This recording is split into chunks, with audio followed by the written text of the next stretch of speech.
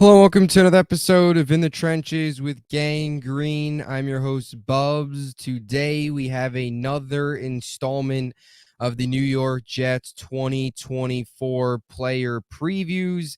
This is episode 9, and we will be taking a look at two more New York Jets as we enter the 2024 season. One player on offense and the other player on defense. We will take a look at tight end Tyler Conklin and cornerback Michael Carter II in today's episode. Now, before we begin, let me quickly tell you about our podcast partners, starting with our friends over at SeatGeek. SeatGeek is an app that gathers tickets from all over the internet and puts them into one spot to make it easier for you, the buyer. What makes SeatGeek so great is they rate each ticket on a scale from 0 to 10, so you know what type of deal you are getting, and you know if you are paying the right price or not on your ticket. Plus, my viewers, use promo code BUBSONSPORTS for $20 off your purchase. Click the link in the description down below. That'll take you to download the SeatGeek app. And once again, promo code BUBSONSPORTS for $20 off your purchase. Tickets for anything, not just football, not just sporting events, plays, concerts, shows. If you can buy a ticket for an event, SeatGeek has it. Promo code BUBSONSPORTS for $20 off your purchase. Also, my friends over at Huga House.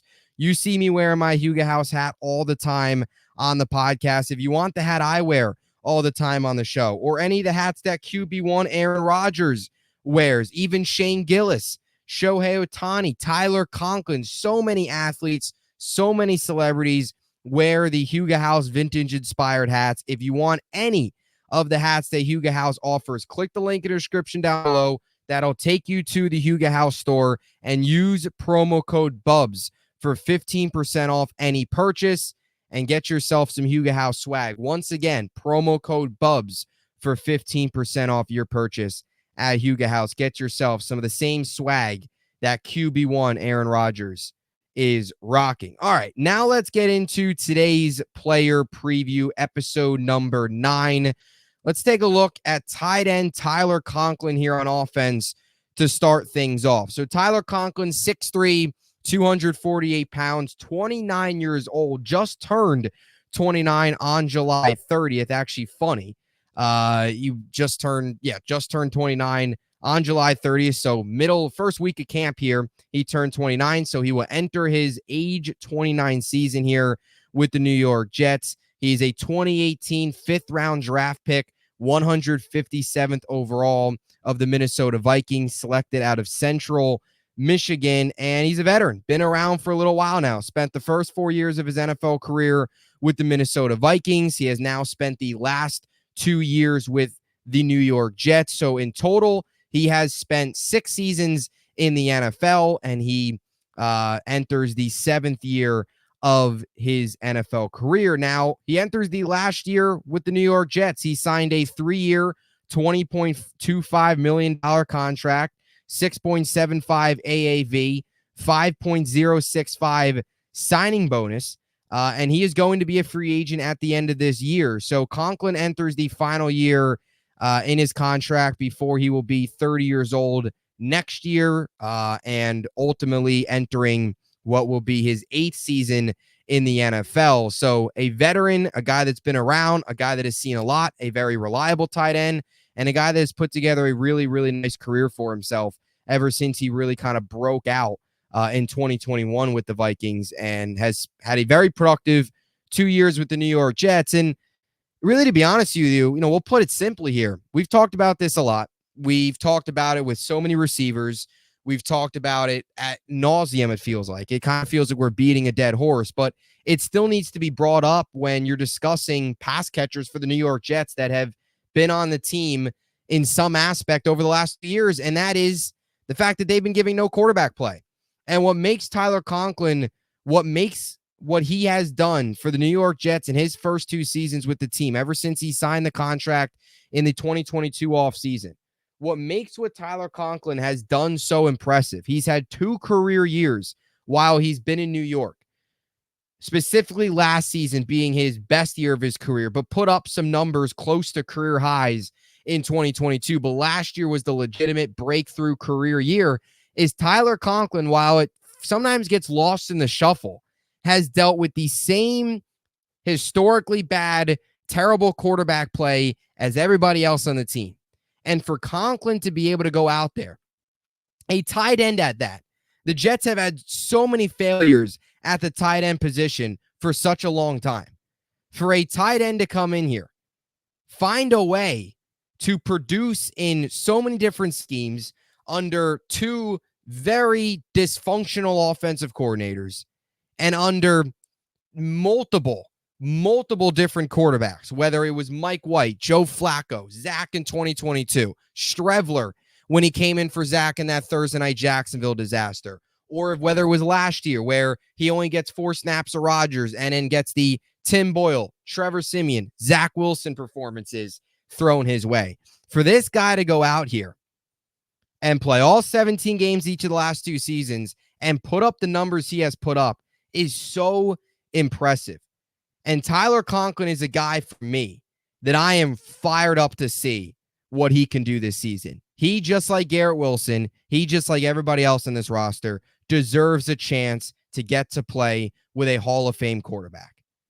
And what he can do with Aaron Rodgers, it feels like the sky's the limit for this tight end entering his 7th season and his 3rd with the New York Jets. When you look at Tyler Conklin's numbers, you break him down 2022, 2023. So in 2022, his first year with the team, 58 catches for 87 targets, 552 yards, 3 touchdowns, 9.5 yards per reception. You look at his 2023 numbers, 61 receptions, 87 targets, 621 yards, 10.2 yards per reception. Did not find the end zone. A lot of that was the quarterback. And I want to get to some red zone stats here in a second of how the Jets need to utilize Conklin differently this year in the red zone. So in his Jet career, 2 years with the team, he has tallied 119 receptions on 174 targets, 1,173 yards, and 3 touchdowns. He has tallied 2,095 yards in his career. 1,173 of those have come in the last 2 years in the Big Apple. Conklin last season, when you take a look at some of the numbers, career high in yards, 621. He tied a career high in receptions. He had 61 receptions with the Vikings in 2021, had 61 last year. Tied a career high in 2022 in touchdowns with 3. Also had his 3rd highest yards in his career in 2022. So has put up some of the best numbers of his NFL career over the last 2 seasons. This has been one of the better signings for Joe Douglas. Also, if you look at kind of where Tyler Conklin has ranked, and this is where I think he is going to hit another level.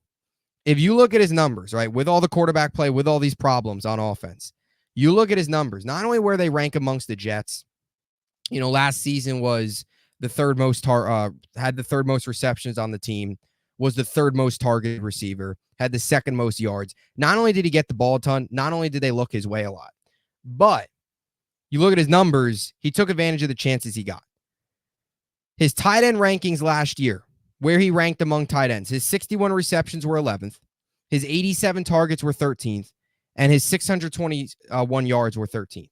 So he was a top 13 tight end in the NFL last year. You look at 2022, 58 receptions were tied for 8th. His 87 targets tied for 8th. 552 yards tied for 12th. 3 touchdowns tied 16th. He was a top 13 as well tight end. This guy with Aaron Rodgers, right? Top 13 tight end with terrible quarterback play. You give him Aaron Rodgers, he can easily insert himself as a most likely borderline top 10 tight end in the NFL. Maybe even top 9, top 8. He's already top 13. It's not crazy to see him jump 3-4 spots, jump 3-4 guys with Rodgers throwing him the football this year, and hopefully a new look offense from a play calling perspective that'll get him the ball in big spots and get him the ball to fit his game. You'd like to see him get a lot more involved in the red zone. So the numbers are there. The performances have been there. You know, obviously a lot of exciting things when you look at those type of numbers and what he's been able to do. And him and Garrett Wilson, I think, are the 2 guys you're most excited to see with Aaron Rodgers, just because of the production that they've had without him. The back-to-back, of course, back-to-back 1,000-yard years for Garrett Wilson. Conklin mustering up a career high in yards despite all this happening, despite all the issues around these pass catchers in the offense the last 2 years. I think he can 100% enter top 10 tight end status this year. I don't think that's crazy. You look at the numbers, he's top 13 already. You give him a Hall of Fame quarterback, it's not crazy to see him jump 3 spots into the top 10. Another thing, too, that flies under the radar with Conklin is there's been so many moving parts injury-wise with the Jets on offense over the last 2 seasons. Conklin's so durable. He's played all 17 games. In fact, he's played every single game for 4 straight seasons. The last game he's missed, you'd have to go all the way back to 2019. And he's only missed 1 game in his NFL career. He has played a 98 of a possible 99 games in his NFL career. So a guy that is extremely durable, just a good veteran, good locker room guy, just an all-around solid vet to have on your team, and a really, really solid tight end. He's not elite.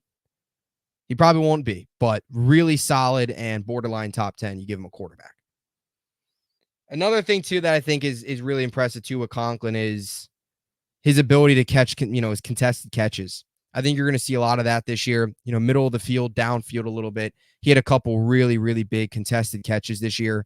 I also thought, too, 2022 with Conklin, their drops were a little bit of a concern, but this season, significantly better when it came to drops. They didn't have nearly as many. It felt like the drops really kind of dropped off. No pun intended there, but you saw a decrease in the drops he had. Suffered a couple drops in his first season at times with the Jets, but last year I thought got a lot better. I thought some of the late game situations, he made a couple really big plays.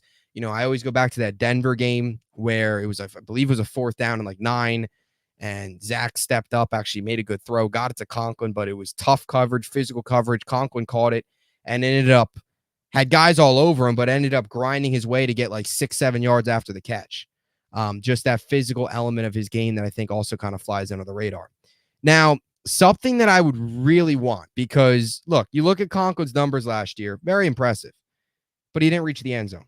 And something that I really want the Jets to do this season with their tight ends is get them involved more in the red zone. I mean, how many times last year did we see the Jets fail in the red zone, but not even make an attempt to look Conklin's way, not even make an attempt to set up a play to try and scheme Conklin open? Tight ends in the red zone, that's where they make their money most of the time. Big body, physical receivers can go up and get the one-on-one ball, can go across the middle and haul in a reception, even if they're 3-4 yards short, can lower their shoulder and get themselves into the end zone. And the Jets just didn't use Conklin the right way last year. I broke this down in an episode way back in the offseason about the tight end usage for the Jets in the red zone. When you look at Conklin last season, he had 3 receptions, 7 targets, 42.9% reception percentage, 11 yards in the red zone. He had 7 targets in the red zone. 7 targets. All the Jets combined last year had 12 targets and 6 receptions. That is, malpractice, to say the very least. The fact that Hackett couldn't find a way to scheme up tight end, specifically Conklin, to get open in the red zone. And I compared these numbers to some of the other top tight ends in the NFL. Even a guy like Cole Kmet, who's not elite, but solid. And let's just go through the list, right? Conklin, 7 targets in the red zone last year. Let's look at other tight ends across the NFL that their targets in the red zone. Sam Laporta, 15 targets. Mark Andrew, 14 targets. Jake Ferguson, 24 targets. Kelsey, 20 targets. TJ Hawkinson, 14 targets. George Kittle, 13 targets. Cole Kmet, 13 targets. And Conklin had 7 and only 3 catches.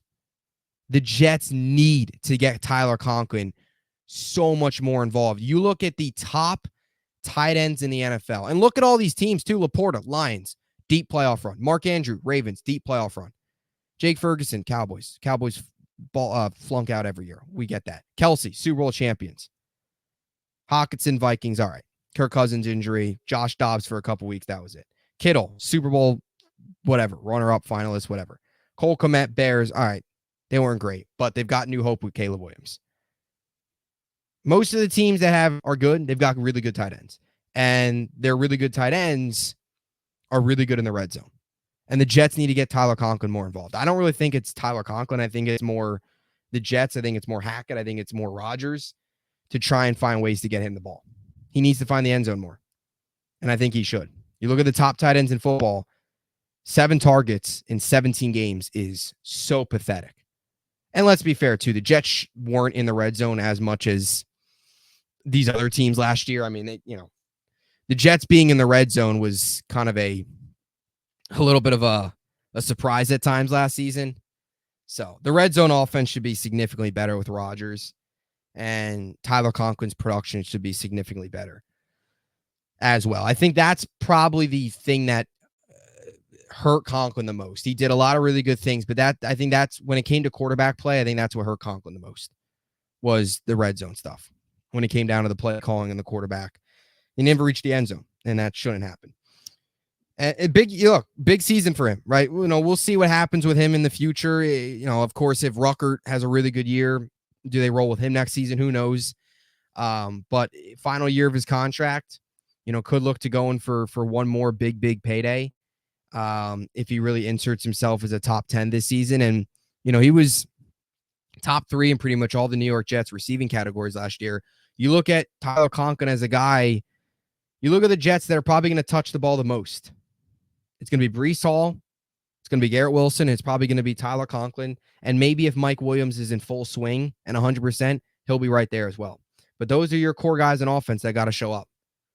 And I'm fired up to see what Tyler Conklin can do. He deserves great quarterback play just as the rest of this team does, because what he's been able to do without it is pretty remarkable.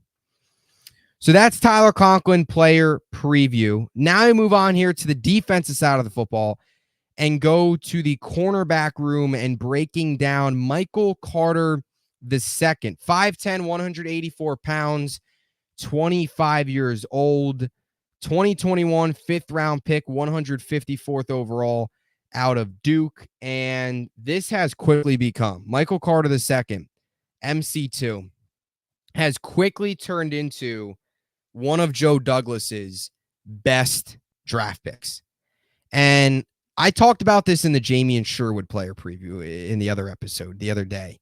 But it's funny how you look back at the 2021 draft class.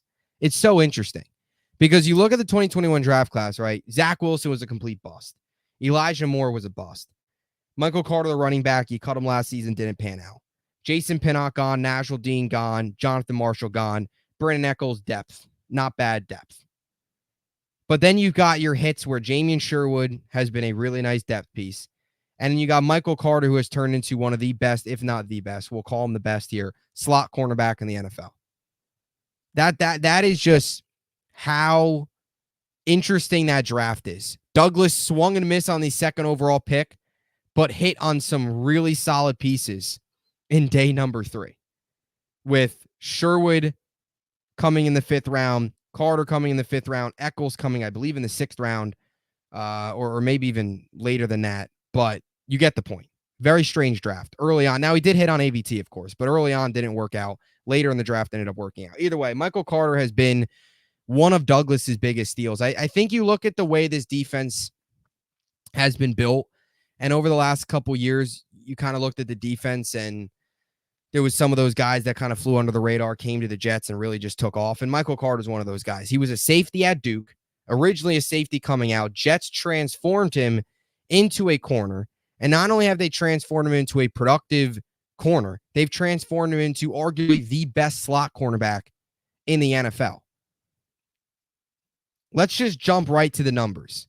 So in his career, 47 games played, has 185 total tackles, 1 sack that came in his rookie year. Not that that means much. 1 forced fumble, 2 fumble recoveries, 2 interceptions, and 23 passes defended, rather.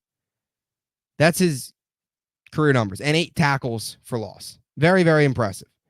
Last year specifically, 9 passes defended, 50 tackles, 1 forced fumble. Now, very, very productive career. His 2023 PFF overall grade, 80.4. Easily, to be able to transform from safety to corner has been seamless for him and for this Jets defensive coaching staff. Robert Saleh, and of course, or head coach Robert Saleh, and then of course Jeff Ulbrich have transformed him into an elite player. Let's take a look, and this is why I think he's the best slot cornerback in the NFL. There's a couple of them out there, but this is why I think he's the best. Just take a look at these numbers and where he ranks among slot cornerbacks in the NFL. Last season, these are his 2023 numbers. First in total yards allowed, he allowed 195 yards. That was first amongst slot cornerbacks. First in total receptions allowed, he allowed just 25. First in the NFL among slot cornerbacks. Allowed 0.54 yards per snap, first among slot corners. Allowed 14.4 snaps per reception, first in among slot cornerbacks. His PFF coverage grade of 83.3, on top of his overall grade of 80.4, first among slot corners. And something else what makes Michael Carter so great is this last number here, which may be the most important. And what makes this Jets cornerback room so special is they don't take many penalties. I mean, how many years have we gone by with the New York Jets prior to this trio of Sauce, MC2, and DJ Reed coming together? How many years did we have to go through of pass interference? So many times. It's so excruciating. One thing this room does not do is get many penalties. They're that good. Michael Carter II, in 15 games played last year, had one penalty. One penalty. That was the lowest and the best first among slot corners. So he was first among slot corners in 6 different categories. If that doesn't tell you on top of the eye test, because he's very underrated. Look, DJ Reed and Michael Carter will always be underrated because Sauce is the number one. He's the shutdown guy. He's the elite corner. He's always going to get all the attention. DJ Reed and Michael Carter II will always be underrated as long as they're with the Jets. But being first in 6 different categories among slot corners is just simply ridiculous. And you watch this guy play, and you just watch the speed and the energy and the physicality and just kind of the smarts that he plays with. For a guy that's only entering his 4th year in the NFL, he is scary good. He is really, really good. And it's quickly turned into one of my favorite Jets. And that's the scary part. He's only 25 years old. He's only entering year number 4. He's in the beginning of his prime. And has shown you so much. Now, the question is, look, and he's a part of I think you look at the Jets cornerback room. We've already previewed DJ Reed. We're previewing Michael Carter now. We'll preview Sauce here in a later episode.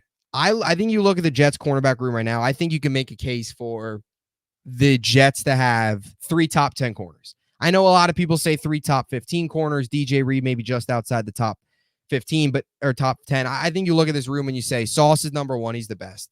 Michael Carter's the best slot. You've got the best number 1 corner. You got the best slot. And you got DJ Reed, who is easily top 15, top 12, maybe top 10.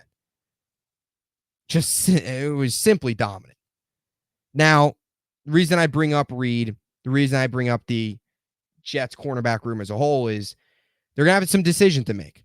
Michael Carter, of course, not being the 5th round pick, they don't have that 5th-year option. So he's a free agent at the end of this season. And the question becomes, will the New York Jets pay him? Do they pay both? I don't think they'll be able to pay both. They're going to have to choose. Michael Carter, in my eyes, is going to want to be the highest paid slot cornerback in the NFL. And rightfully so. I just rattled off the numbers. He statistically is the best slot cornerback in the NFL. And stats aren't the end-all be-all. You watch this guy play on Sundays and come back to me. You're going to tell me he's the best. He's the best slot corner in the NFL.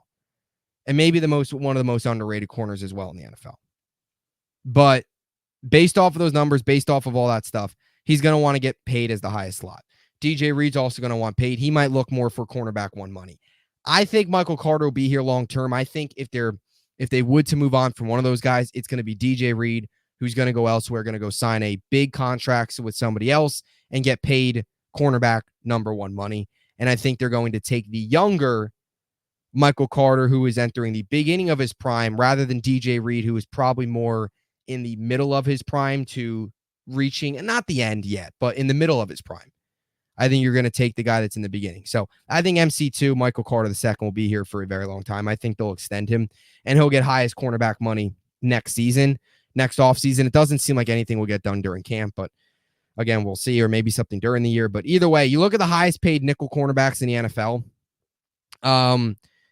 It's Teron Johnson of the Bills, 3-year, 10.25 AAV. And then Kenny Moore of the Colts, 3 years, $10 million. So you'd probably be looking at 10 million AAV. You'd probably be looking at Michael Carter II, maybe looking at 11 to 11.5, 12 million AAV potentially to top both those guys on a 3-year deal, probably somewhere around that.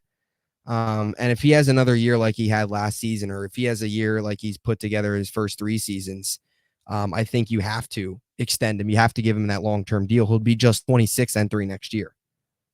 Just a really, really good player. And another good locker room guy as well, that's starting to enter that leadership role as he enters year number 4. So Michael Carter II, that's your player preview on him. Let me know what you think in the comments section down below. What are your expectations? What are your predictions for both Tyler Conklin and Michael Carter here in 2024? We will have more player preview episodes coming out next week with episode 10 on Monday. But until then, as always, JETS, Jets, Jets, Jets.